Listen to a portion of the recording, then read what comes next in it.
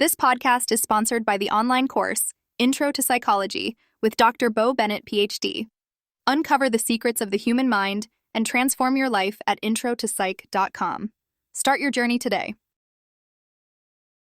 Cognitive biases in shopping, a Psychology 101 look at how your brain influences buying choices. Discover how cognitive biases shape your shopping habits and decisions. Learn practical tips to shop smarter with insight from Intro to Psychology concepts. How cognitive biases trick us while shopping. Hey, so I want to share something pretty fascinating about shopping that you might not have thought about. Cognitive biases. You know, those little mental shortcuts or quirks in the way our brains process information that can sometimes steer us into making decisions that aren't exactly rational. As a psychology professor, I find this topic not only intriguing, but also super relevant for everyday life, especially when it comes to how we spend our money. Now, you don't have to be a psychologist to notice these things happening in stores or online shopping carts. It's pretty wild how our minds play tricks on us, especially in the shopping context. If you ever wonder why you bought something you didn't really need, or why certain products just look more appealing even though they're basically the same as something cheaper, that's cognitive bias at work. What are cognitive biases anyway? So before we get into the shopping part, let me quickly explain what cognitive biases are. In Intro to Psychology, these are psychological concepts that describe how our brain shortcuts its way through complex information processing.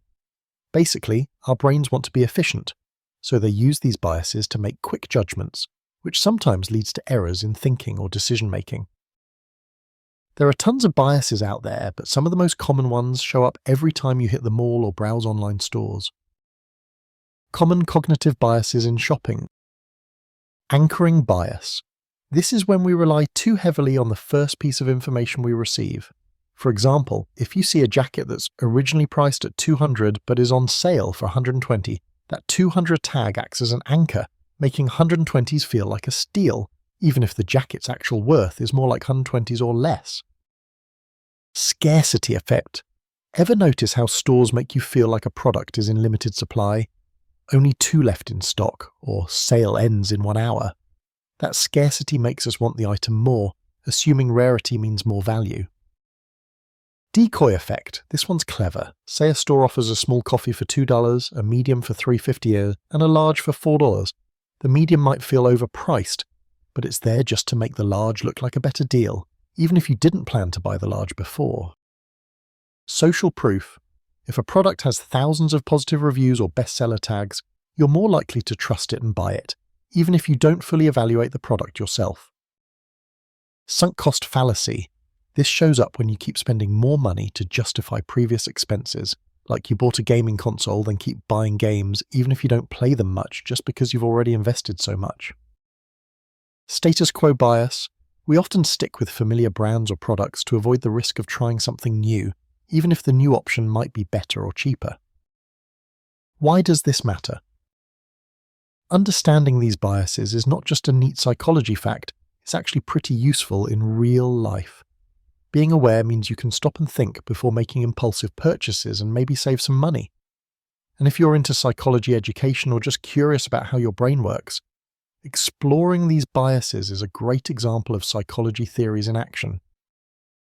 Even more interesting is how marketers and businesses use psychological concepts like these to influence your buying behavior. They craft ads or store layouts that tap into these biases so you're more likely to open your wallet. It's like Psychology 101 coming alive right in the aisles of the store. Little tricks to outsmart cognitive biases. Set a budget and stick to it.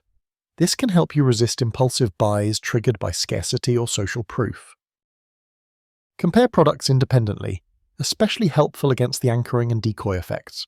Look at prices without that original price tag clouding your judgment. Wait before you buy.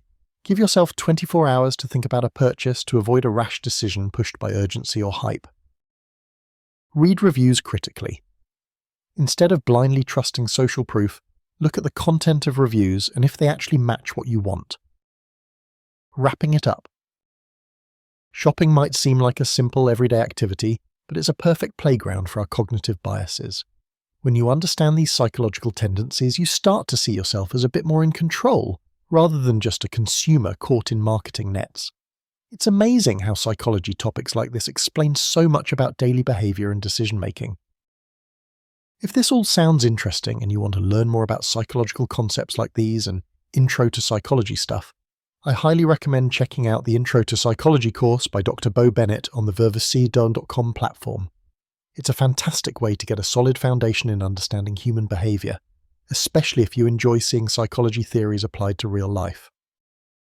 Enroll now to better understand how your brain works and how it shapes the way you shop, decide, and live.